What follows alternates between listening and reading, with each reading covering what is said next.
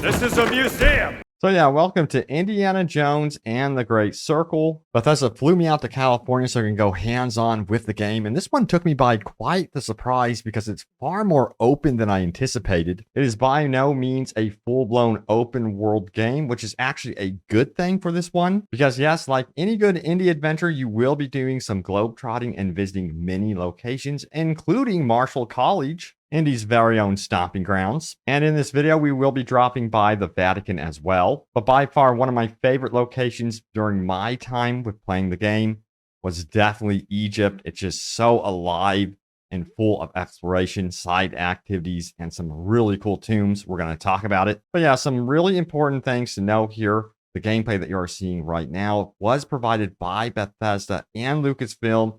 And the reason for that is because the build that I played was a much earlier build than what you are seeing here. So they wanted to show the game when it was more polished, which makes a lot of sense. So this is not going to be like a review whatsoever, since I did not get to play the final build of the game and I only got to play a slice of the game. So just keep that in mind. In this video, it's more about showing you guys the world, my experience with the gameplay mechanics, that sort of thing, and what is Indiana Jones and the Great Circle. That's the question I'm going to be answering for you in this video. And we got to start right here with what makes this game so very special, and that is the likeness of Harrison Ford through and through, from the cinematics, the cutscenes, the storytelling, all the way into the gameplay. You really do feel like this is like one of those classic old Indiana adventures, and I think it'll pull out some of your heartstrings seeing young Harrison Ford portrayed in this likeness, in this manner. Let me tell you what, Troy Baker absolutely nailed it. But you know what? I can finally understand why they invited me to this event when I finally went into the open worldy section of Egypt. Now, it's not entirely open world. I would compare it more like Metro Exodus and how some of this game is laid out. That there are more like bigger hub spaces that you can roam around, get side activities, get clues, and then also upgrades. More on that in just a moment about the progression system. But yeah, there's a lot to explore just in this Egyptian region that I got to check out, from the top level surface area all the way to the deep underground tombs, which hold their own secrets and rewards. But yeah, there's some light puzzles to be had in the tombs. As you further go in, you will be utilizing your whip to get around. Some really cool traversal elements here. As you can see, it goes to third person, and there's some traps that you do have to be aware of as you venture forward. It can be very rewarding getting from place to place in this game. It's just a lot of fun going into these tombs. And there's also a haunted tomb that I found. I didn't have the key for that one, which piqued my curiosity big time. I would definitely describe this game as a very guerrilla warfare style game, in that you are going to be getting kind of messy with the combat. You don't think of Indiana Jones wielding a machine gun with 600 rounds and just going absolutely crazy in that manner. Instead, he's going to be grabbing anything from the environment, being kind of spontaneous in combat, and utilizing whatever he can find to get an advantage. And the hand-to-hand combat system is somewhat nuanced. You have a light attack, a heavy attack, there's a parry system, and dodging going on. So you got to really utilize all of these in combat. And yes, there are boss battles as well. And you'll be upgrading Indy as you go by collecting adventure books, which can enhance your combat skills. For example, one of my favorites that I did find is Lucky Hat here, where if you get knocked out completely, you have a chance to crawl to your hat and get a revive. And that's definitely very Indiana Jones for sure. Let me tell you what, that's the kind of detail that is going into this game, which, yeah, again, like, I really do appreciate those small little touches. But this would not be an Indiana Jones game without the use of the whip. You can even make your enemy drop his weapon, startle them. It's a great tool in both combat and traversal, and it's just a lot of fun to play with, and it feels great, by the way. You can also toss your weapon at the enemy and rush them. This is one of the tactics I used over and over again, and just loved doing it because it just feels so visceral once you get that final punch in. But you really don't have to engage in combat whatsoever. If you want to, you can play this as a pure stealth game, and it actually has pretty decent stealth mechanics from what I played so far. You definitely want to keep it quiet and stealthy as you go, but sometimes things can go wrong, as you can see here, making some noise, but whew, we got away with it. But yes, when it goes wrong, it's a lot of fun, because in this level in particular, I remember it going oh so very wrong. I found myself in quite the predicament as I got caught, and the guards ended up chasing me across the rooftops.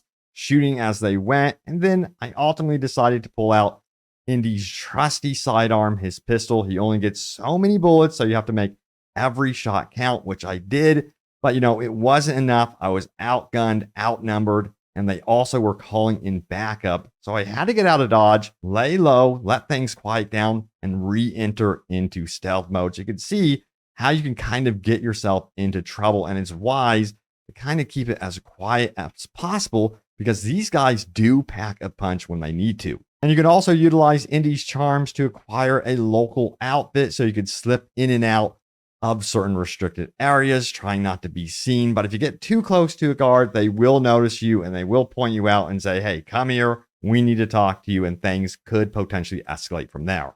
And I definitely wanted to talk about the globe-trotting nature of this game. You're not going to be just in one place around the world. You will be hopping around, and not every area is going to feel the same. Gameplay in Marshall University, for example, is going to be centered more around investigating what is going on, really using those detective skills of Indiana Jones, putting together the pieces and what is happening. But it looks like you'll also be revisiting some of these locations as well as indicated to us during our playtime. There was one feature that we did not get to check out where you can kind of like fast travel like to some of the areas that you have previously visited. We'll see how that pans out in the final build of the game. That's something that absolutely piqued my interest because I'm curious to see if there's areas that were inaccessible that you can ultimately open up. So yeah, that would be actually really, really cool. But Egypt was really displaying the carrot on the stick type gameplay that you will be experiencing in Indiana Jones and the Great Circle. In that, yes, they will constantly tease you of areas that you can't access unless you have X, Y, or Z, or have to do some sort of side activity to acquire some sort of piece of equipment. For example, you will need a lighter to fight off certain scorpions. That was a lot of fun experiencing that one. And there was even a village where you can actually go to shopkeepers to obtain some of these items, and more restricted areas where the enemy has completely taken over. And if you're seen once, you will get caught. But there's some smaller details that I absolutely have to note here. Yes, you will be doing some investigating, but you'll be finding these really cool maps around the levels. And let me tell you what, I always appreciate actual working real-time 3D maps that you can open up and utilize in-game. That just look so slick here, and it's just a nice detail that I have to mention. And I think it goes without saying that this game is visually stunning. It is just a good-looking game. It feels great as well. And I just kept wanting to play because it is so crowded with details, and you're just going to want to